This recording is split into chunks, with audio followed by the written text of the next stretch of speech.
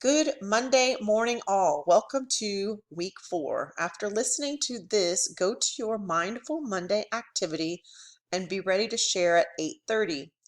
Today and the next few days, we will be sharing our inspirational quotes from last week. At 9:45, we will be reviewing what theme means in a story and look at some short stories to decide on what the theme is in those.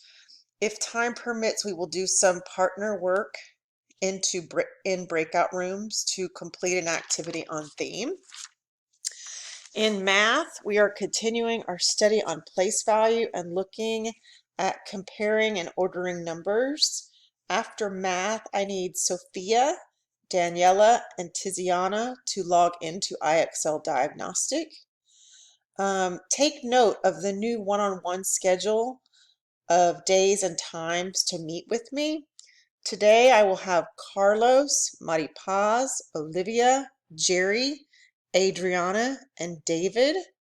So every Monday, look at your time, those 6 people, and I will meet you every Monday at your assigned time on Zoom just to have a one-on-one with each other. So I'll see y'all at 8:30. Let's make it a great Monday.